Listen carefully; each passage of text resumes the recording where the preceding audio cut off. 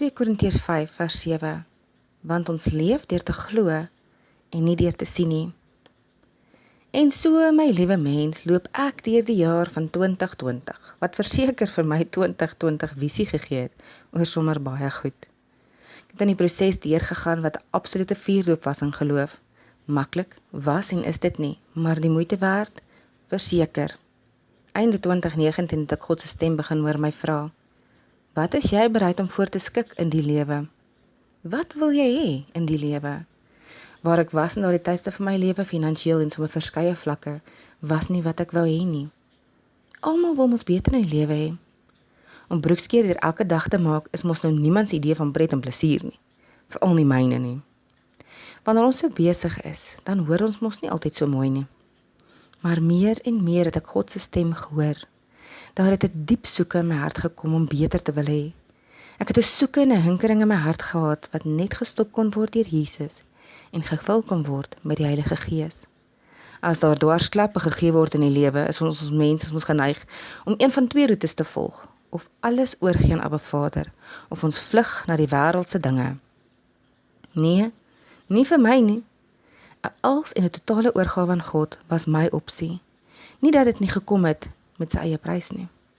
Jesus vra nie verniet dat jy die koste moet bereken om hom te volg nie. Maar keer op keer is dit die keuse wat ek sal maak. Net deur jou lewenswandel met die Heilige Gees is dit wanneer die beste opleiding plaasvind, in onder andere geloof. Om in geloof te wandel is baie soos blinde mol speel. Jy oë toegebind en jy moet jy wegvind deur iemand anders se stem. Nou net so is dit met die Heilige Gees jy met jou die pad loop. Ek sê baie keer, ek dans met die Heilige Gees. Want baie diepwater maak nie sin nie, maar deur die leiding van die Heilige Gees kan jy tree vir tree voortgaan. Geloof kom deur te hoor en deur te hoor wat die woord sê.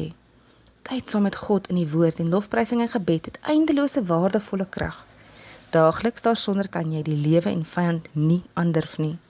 Om in die woord in jou hart weg te bære sodat dit kan op in tye van donkerte en nood, is van onskatbare waarde. 'n Goue draad in die lewe is om jou te omring met mense wat dieselfde waardes het en wat kan saam bid. Die woord verwys ook dat dit veilig is om baie raadgewers te hê. Om in 'n gebedsgroep betrokke te raak en saam te bid vir wysheid oor 'n saak, is een van die beste stappe in 'n mens se geloofswandel. Dit hou ons ook verantwoordelik teenoor mekaar. Mooi woorde oor ons lippe is belangrik. Om positief te spreek oor jou dilemma of benarde situasie is wat jou gemoed lig. Die wysheid om woord te soek wat jou situasie aanspreek en dit elke dag te verklaar oor jou lewe, het goddelike krag. Die vyand, duiwel, is 'n leienaar. Al gebeur iets natuurlike wat jou holderste bolderste onderste bo slaan, is dit nie die waarheid nie. Het jy gekyk wat sê jou hemelse Vader vir jou in sy woord? Dit is die ewigheidswaarde en waarheid.